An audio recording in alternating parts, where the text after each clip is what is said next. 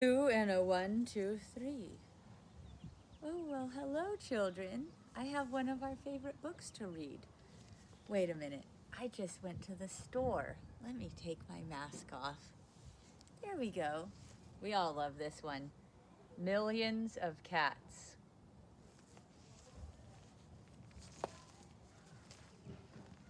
Millions of Cats by Wanda Gag. Once upon a time, there was a very old man and a very old woman. They lived in a nice, clean house which had flowers all around it, except where the door was. But they couldn't be happy because they were so very lonely. "If we only had a cat," sighed the very old woman. "A cat?" asked the very old man. "Yes, a sweet little fluffy cat," said the very old woman. "I will get you a cat, my dear," said the very old man. And he set out over the hills to look for one. He climbed over the sunny hills. He trudged through the cool valleys. He walked a long, long time, and at last he came to a hill which was quite covered with cats.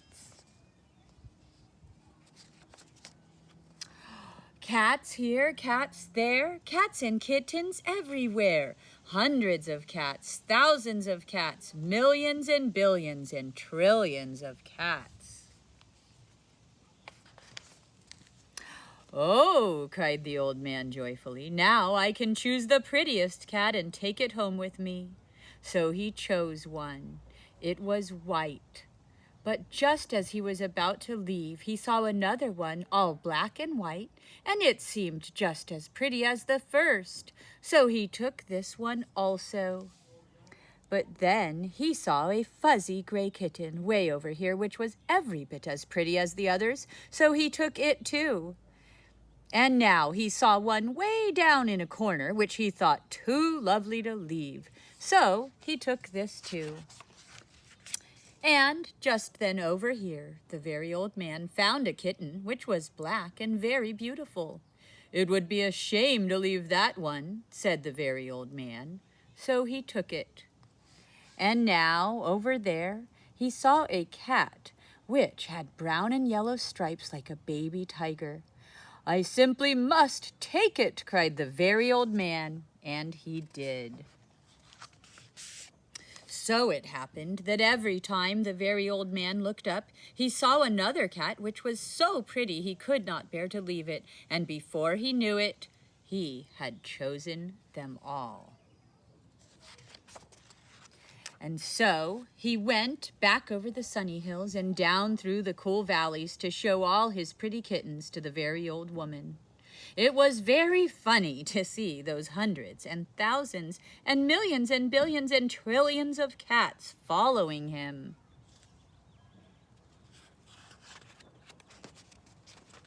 They came to a pond. "Mew, mew, we are thirsty," cried the hundreds of cats, thousands of cats, millions and billions and trillions of cats. "Well, here is a great deal of water," said the very old man. Each cat took a sip of water, and the pond was gone. "Mew, mew, now we are hungry," said the hundreds of cats, thousands of cats, millions and billions and trillions of cats. "There is much grass on the hills," said the very old man. Each cat ate a mouthful of grass, and not a blade was left. Pretty soon the very old woman saw them coming. "My dear," she cried, "what are you doing? I asked for one little cat, and what do I see? Cats here, cats there, cats and kittens everywhere. Hundreds of cats, thousands of cats, millions and billions and trillions of cats. "But we can never feed them all," said the very old woman. "They will eat us out of house and home." "I never thought of that," said the very old man. "What shall we do?" The very old woman thought for a while, and then she said, "I know. We will let the cats decide which one we should keep." "Oh, yes," said the very old man, and he called to the cats, "Which one of you is the prettiest?" No, I am. No, I am. No, I am the prettiest. No, I am, cried hundreds and thousands and millions and billions and trillions of voices, for each cat thought itself the prettiest, and they began to quarrel. They argued and yelled and made such a great noise that the very old man and the very old woman ran into the house as fast as they could. They did not like such quarreling. But after a while, the noise stopped, and the very old man and the very old woman peeped out of the window to see what had happened. They could not see a single cat.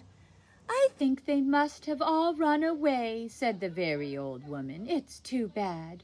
"But look," said the very old man, and he pointed to a bunch of high grass. In it sat one little frightened kitten. They went out and picked it up. It was thin and scraggly. "Poor little kitty," said the very old woman. "Dear little kitty," said the very old man, "how does it happen that you didn't run away with all those hundreds and thousands and millions and billions and trillions of cats?" "Oh, I'm just a very homely little cat," said the kitten. "So when you asked who was the prettiest, I didn't say anything, so nobody bothered about me." They took the kitten into the house, where the very old woman gave it a warm bath and brushed its fur until it was soft and shiny. Every day they gave it plenty of milk, and soon it grew nice and plump. "And it is a very pretty cat after all," said the very old woman. "It is the most beautiful cat in the whole world," said the very old man. "I ought to know, for I've seen hundreds of cats, thousands of cats, millions and billions and trillions of cats, and not one was as pretty as this one." The end. This is a class favorite. My Many Colored Days by Dr. Seuss. Paintings by Steve Johnson and Lou Fancher. I'm going to say it again. My Many Colored Days by Dr. Seuss. Paintings by Steve Johnson and Lou Fancher. This is one of our favorites at CASA. Some days are yellow. Some are blue. On different days, I'm different too.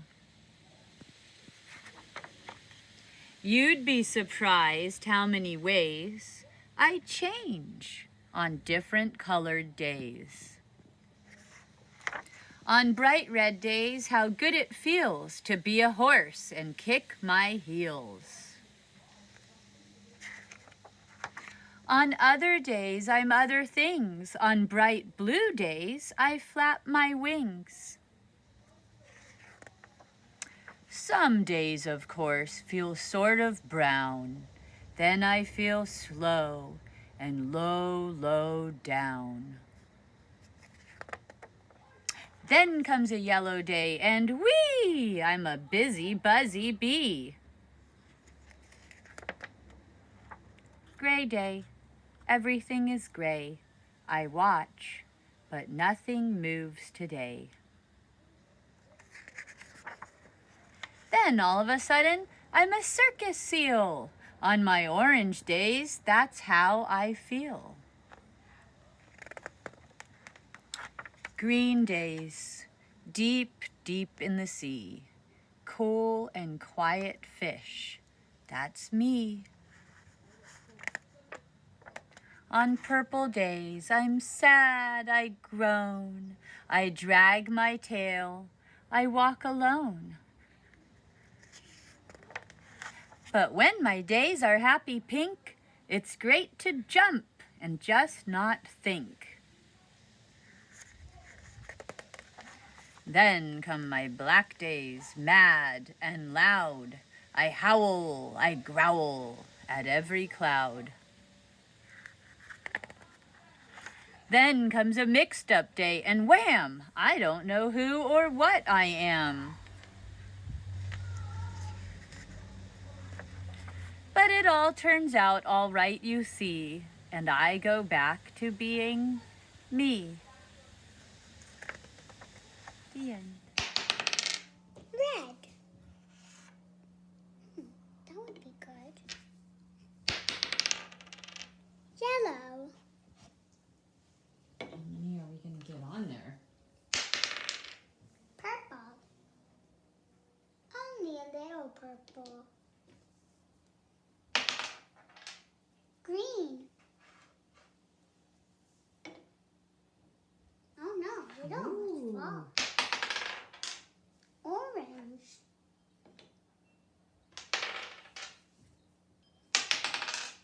Orange.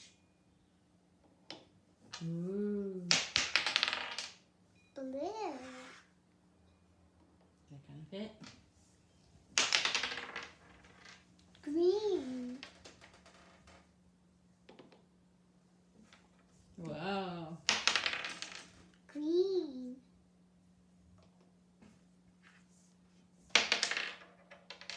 Purple. No purples left. Oh. Blue.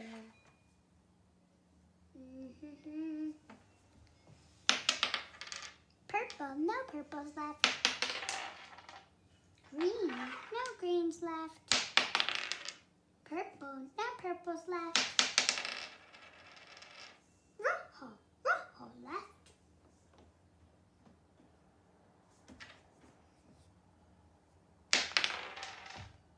Purple. No left. Green. No left. Purple. No left. Orange. Not left. One little orangey left. No, wait, it could. Yeah. Red. Not left. Purple. Left. Orange. Left. Green. Left. Yellow. Not left. Uh-oh, you're going to get the last one on there? Purple. Not left. Rojo. Not left. Yellow. Left. Last one. Gonna work? It did it! And now you bring the basket and you try it out. Whoa. It's okay. And that's how you do the moon work. Thank you, Savannah. Whee. All done. All done. Can I see it? Sure. I think it's time to go to work. On the buttons. Hello, my name is Joe, and I work at a button factory. One day my boss came and he said, "Are you busy, Joe?" I said, "No." He said, "Just try pushing the button with your finger." Okay. Hello, my name is Joe, and I work at a button factory. One day my boss came and he said, "Are you busy, Joe?" I said, "No." He said, "Keep pushing the button with your finger, but I need you to do the other one with your foot." Hello, my name is Joe, and I work at a button factory. One day my boss came and he said, "Are you busy, Joe?" I said, "No." He said, "Keep pushing it with your finger and your foot, and now I need you to push it with your elbow, please." Hello, my name is Joe, and I work at a button factory. One day my boss came and he said, "Are you busy, Joe?" I said, "I'm getting a little busy, but what is it, boss?" And he said, "Keep pushing it with your finger and your elbow and your foot, and now I need you to push it with your forehead." Hello, my name is Joe, and I work at a button factory. One day my boss came and he said, "Are you busy, Joe?" I said, "Yes." He said, "Well, I got one more job before you break." He said, "Keep pushing it with your finger and your elbow and your foot and your forehead." Oops, I was forgetting the forehead. And the forehead, and yes, your other foot. Hello, my name is Joe, and I work at a button factory. One day my boss came and he said, "Take a break, Joe." And I said, "Woo!"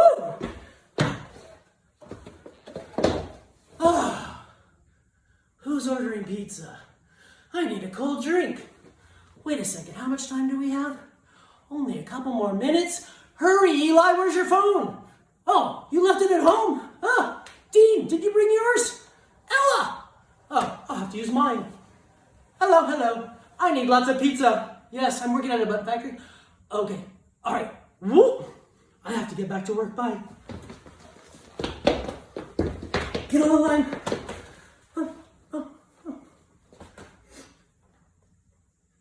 Hello, my name is Joe, and I work at a button factory.